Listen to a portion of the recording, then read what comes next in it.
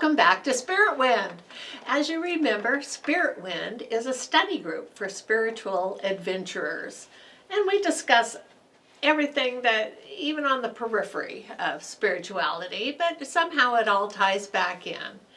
And we're actually a group that meets in person every Wednesday at 5:30 at Unity of Auburn.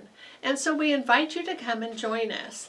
And these little sessions on TV are just to introduce our subjects. So along with Rick Reich, I'm Pam Hart, and we would like to invite you to join us in today's discussion. And we're going to continue on what we discussed in the month of January. Rick, what did we discuss? Well, in the month of January, we looked at the idea of certainty and how it is that we can be certain of what we believe and what we think, and that's what we looked at. It was titled On Certainty. Oh, well, sounds pretty interesting. Is there a real definition of certainty? Well, according to the Oxford Language Dictionaries, it says that certainty is a noun, and it gives a couple of different examples of how it's used. It's a firm conviction that something is the case. And it gives us an example. She knew with absolute certainty that they were dead. That's the example they use. Or it's the quality of being reliably true. And that is, there is a bewildering lack of certainty and clarity in the law. That's for sure. Yeah. A fact that is definitely true, or an event that is definitely going to take place. Well, can you give us a little overview of how we went about looking at this certainty? Well, yes, we looked at 4 different experts in the fields, in different fields of study that looked at the subject of certainty. The first thing we did is we looked at Ludwig Wittgenstein's book on certainty. Ludwig Wittgenstein was an Austrian philosopher, and he taught with Bertrand Russell at Cambridge. But anyway, on certainty, he didn't actually write it as a book, but it was notes that had been taken by his students from his lectures on certainty. So when we read that book, we're actually like sitting in his classroom, listening to him lecture on that very thing. Then we looked at the area of philosophy of religion, and in that we looked at a book that I wrote called 2 Ways to Lose Your Faith. And it's really not about losing your faith at all. It's about questioning your faith and looking at what is true and what is not true about what you believe in, which is what uncertainty is about. Then we looked at a neurologist's perspective. Robert A. Burton, who is a neurologist, wrote a book called On Being Certain, Believing You're Right Even When You're Not. And he wrote a book about certainty and showed how oftentimes when we believe we're certain, or we feel certain, like in our gut, we feel certain, we're actually not. We're wrong. And he shows different neurological reasons, things in the brain that bear that out. And then on the last evening, we looked at actually 2 things. We looked at Bruce Lipton's book, The Biology of Belief, which he looks at some other physical things that have to do with our beliefs, our way we think and so forth, from a biologist's point of view. And then we also looked at, the last evening, the idea of subjective truth, which is the idea of truth as subjectivity comes to us from a Danish philosopher by the name of Søren Kierkegaard, who lived from 1813 to 1855. Well, So what's the difference then between objective and subjective Okay, truth? well, it's pretty clear, I think. Objective truth is a fact that is reality regardless of personal beliefs, opinions, or perspectives. It is based on things that are observable, measurable, verifiable, and they exist independently regardless of what anybody thinks or feels. Perfect example would be the idea that 1 and 1 is 2. That's objective truth, and it doesn't matter whether someone believes it or not, it's still always true. Subjective truth, on the other hand, is truth that's based on one's personal beliefs and individual feelings and perspectives and opinions and experiences. It's like, for instance, when you say chocolate ice cream is the best, that's subjective. Might be for you, There's yeah. certain people that don't like chocolate. Right. I have a friend that just cannot stand chocolate, and we always have to remember that when we have desserts when he comes over. But so it's that subjective goes by your feelings. Well, because of that, oftentimes people discredit subjective truth because they say, well, you can't prove it, it's just a matter of feelings. But on the other hand, what Kierkegaard did, I just want to read this entry that he made in his journal in 1835. He said, "What I really need is to get clear about what I must do, not what I must know, except insofar as knowledge must precede every act. What matters is to find a purpose, to see what it really is that God wills that I shall do.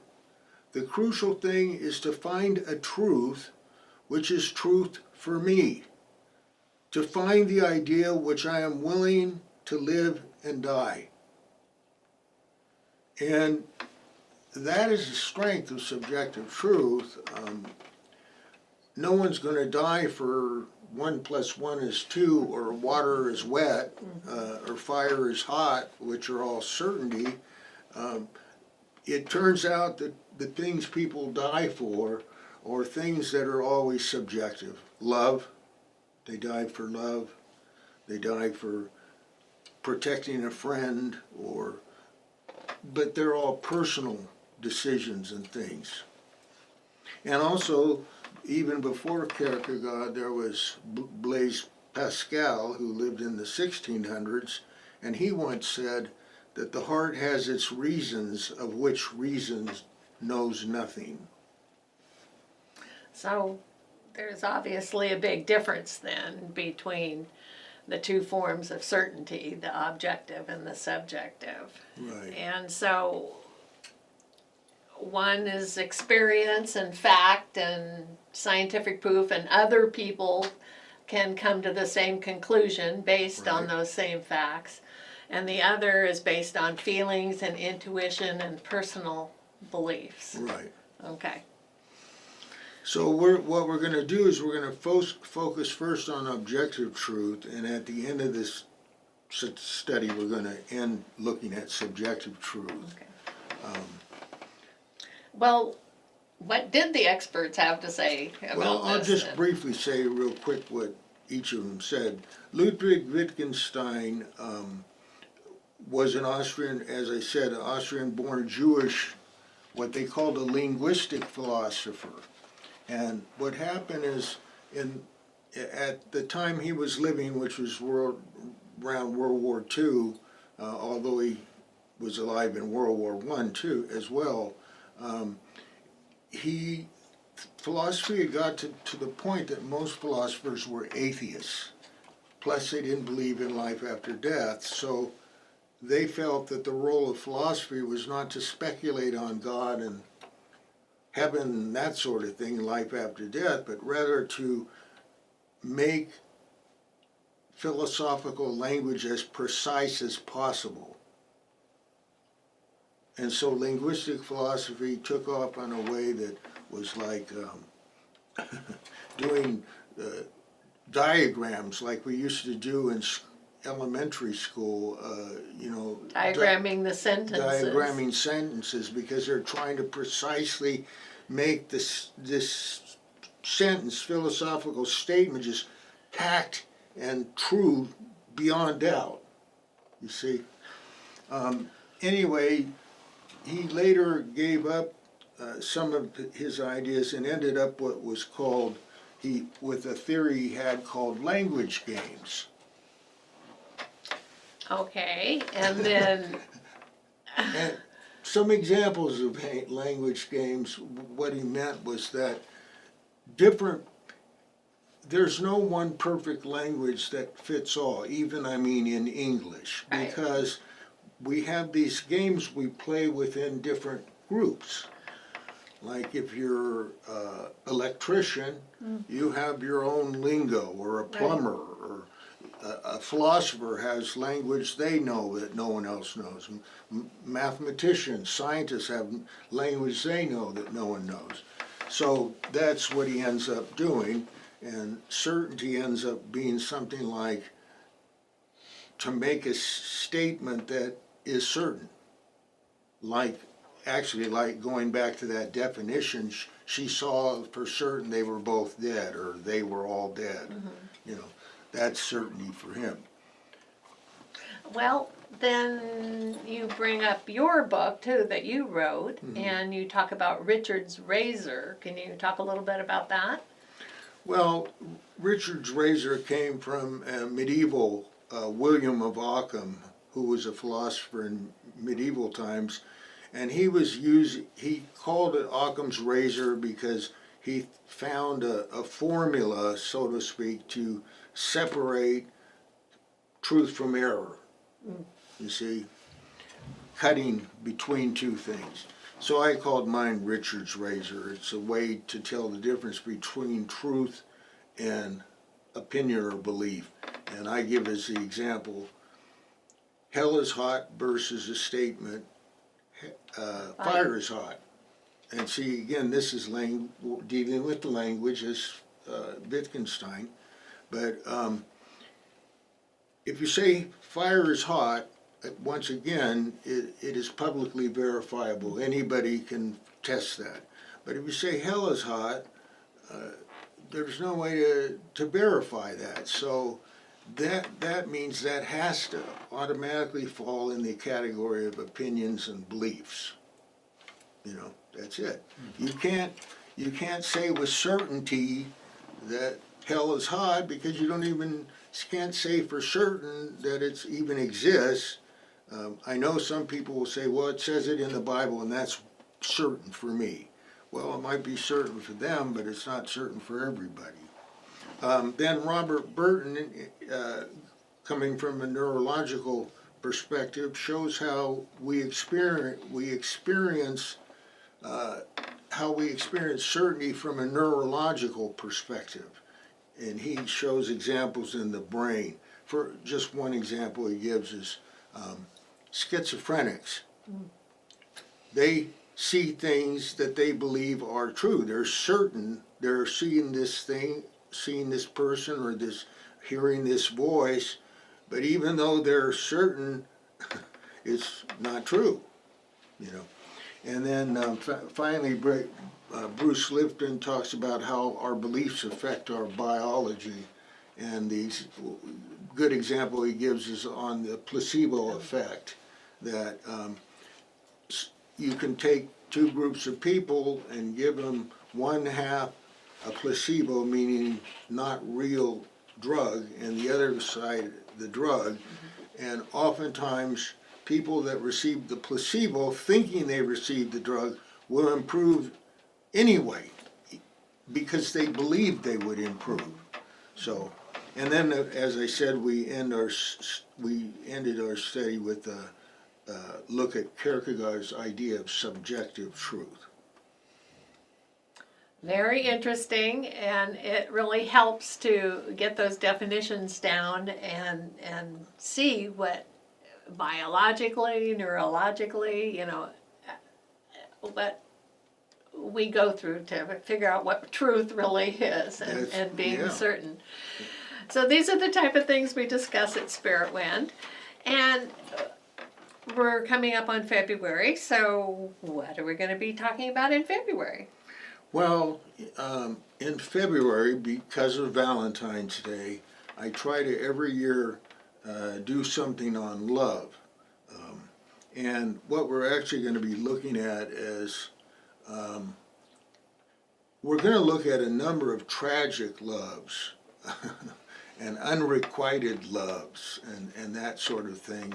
But we're focusing on one particular tragic love story, and that was a medieval story about Heloise and Abelard. And we'll talk about that in a minute. But before there was even a Romeo and Juliet, there was an Abelard and Heloise, and these tragic love stories are a theme throughout history. So how are we going to go about approaching this subject? Well, we're going to do some groundwork first. First thing we're going to do is look at the idea of the word love itself, because in the Greek language of the New Testament that is written in Greek, they have 4 words for love that mean different things. And we're going to look at the 4 loves as they're expressed in C.S. Lewis's book, The 4 Loves. So, are there different words and Well, tell us what they actually Yeah, mean then? there are actually different words. Two of them are not in the Bible, which were Greek words for love, and 2 of them are. And actually, one of the 2 that it isn't is kind of in there. Oh. So, but anyway, I'll point that out to you. The first word, Greek word for love is eros, and that's of course what we get the word erotic from, and it doesn't necessarily mean what we mean in our culture by erotic. What it means is not sexual but sensual. So, like for instance, if you were gonna make a comment like in English, which somebody would do, I love tacos, or I love listening to this kind of music or whatever. Anything of a sensual nature, if you were saying it in Greek, you would use the word eros. You wouldn't say love, because you don't love a taco like you love your spouse or your children. Right. Right. So the second word, which is what I was saying, is it's not in the Bible per se, but it is in a form. And what the word is, storge. Storge actually means familial love or affection. The love for your family, for your children, that sort of thing. And you'd have, what I was saying, that it isn't in the Bible, but it appears in related words like astorgos, instead of storge, astorgos means heartless or unloving. In the Greek language, if you put an A in front of something, it negates it.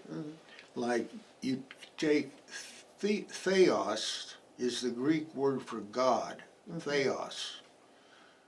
If you put an A in front of it, athe, and pronounce it this way, atheist, it means someone that doesn't believe in God. So our atheist word Right. that we use, yeah. Yeah.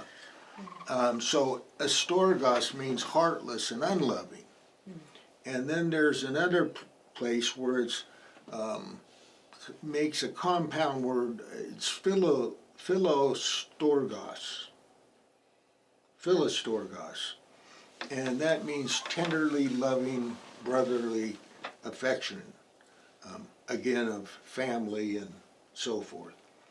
Now, philostorgos brings us to the next Greek word for love, and that's philia.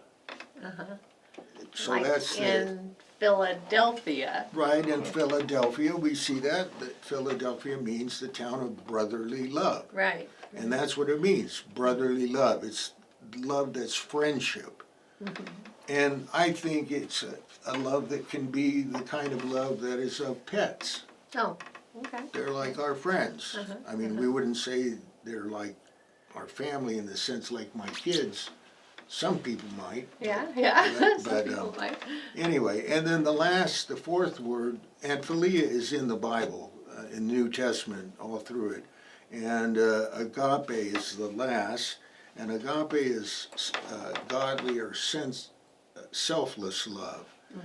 It's interesting, agape, whereas in modern translations, 1 Corinthians 13, if you're familiar with it, I don't have time to look at it, but it's the famous chapter on love. They oftentimes quote it at weddings and things. But in King James Version, which was 1611, they say charity and they don't even say love. Oh. Yeah. In. Instead of if I have not love, I'm a clanging gong and a cymbal and all that. Instead, it says if I have not charity. Okay. And the reason why they translated that is there's a confusion over what love is. You know, love of tacos, all Right, these kind of things. Right. But charity simply means to give without expecting anything in return. Ah, okay. And that's what they felt was a better translation. Okay. All right. Well, now we know what the definitions for those words are, and there are different types of love, so where do we go from here? Okay, so I told you that tragic love stories have been a theme throughout our human history. So I'm just going to run through some. We'll go into more detail in the classes with this, but some of these people will know about. First one is Mark Antony and Cleopatra. You know, she was the queen of Egypt and he was a Roman general, and as a result of their love story, they had a war with Rome and lost, and they both committed suicides in 30 BCE or BC. The next one happened in the 12th century. It's Tristan and Isolde. It's a medieval Celtic legend often associated with the Arthurian myths, you know, King Arthur and the Round Table. And it's about a tale of a Cornish king, Tristan, and an Irish princess, Isolde, who fall in love after unknowingly drink a love potion. Their forbidden romance leads to great strife and tragedy for King Mark, Isolde's betrothed, so she was being unfaithful, and then the kingdom, so it became a nightmare. Then another famous one, it wasn't a true story, but I'm sure it's happened many times, is Shakespeare's story in the 16th century of Romeo and Juliet. Very tragic. There are stories like that in almost every culture. Then there's the story of Soren Kierkegaard and Regina Ocean in the 19th century. They shared a very deep, passionate, but tragic love romance. When he felt he had to break off the engagement because he thought he would ruin her life because he was so basically depressed. They called it melancholy in those days. But he was such a kind of a downer that he thought he was just going to drag her down, and so he broke it off, and it broke her heart, and it broke his heart. And then I wrote a book called The Dreamer and the Two Men She Loved, and that's about a woman in the 1800s who was a religious leader that found herself, after her husband died, wanting to remarry, but she couldn't because there was already an empire built in her name of her dead husband. So then we finally get to Abelard and Heloise, and that's what Okay. we're going to be focusing on. That it was a passionate love story. Abelard was a theology professor at the University of Paris in the 12th century. Heloise was a very educated young woman who was being raised by her uncle, and he hired Abelard to be her tutor, to tutor her in theology and history and everything, to have one of the greatest theologians and philosophers of the time teach his daughter. Well, they end up getting her pregnant, they have a child, all behind her uncle's back, and by the time he finds out what's happened, he ends up having him castrated, and then they live the rest of their lives writing just letters to each other, and her living in a convent and him in a monastery. Well, what are we going to do with all this information that you're Well, at getting one to point us we're here? going to become interactive. I'm going to ask the people that attend the class to think about if they've had any experience of tragic or failed love that they've experienced in their own life, you know. And I hope that it gives a sense of how human nature has not changed over hundreds and even thousands of years. Romantic, even though people say agape is the greatest form of love, eros is the most dangerous, because it's over eros that people kill themselves, like in Romeo and Juliet and those kind of things. So we have to think of who we're involved with and how and all that. Well, and then there's a big takeaway, I guess, too, from this Well, class. Yeah, hopefully we'll learn from it, and we can. I'm hoping that we'll look at our own lives in the past and evaluate if we've had these kind of experiences ourselves, and what did we learn from it, you know, to pass on. And what do you do about it? Yeah, and what can you do about it? Yeah. I guess everyone has their own opinion of, Yeah. of what to do about it, so Yeah. that should be pretty interesting discussion. Because obviously, throughout history, there have been loves, and fathers haven't allowed it, or culture hasn't allowed it, and you can see where it's been ubiquitous. Yeah. Yeah. So it will be a very good discussion. Well, we invite you to come and discuss with us. Again, we meet on Wednesdays, every Wednesday, at 5:30 at Unity of Auburn, 1212 High Street in Auburn. Come, join us. It's a discussion group. Rick leads the discussion, but we all join in with our questions and answers and comments. So we invite you to come and join us. And I wanted to thank you again, Rick, for another interesting topic, and we'll see you next month.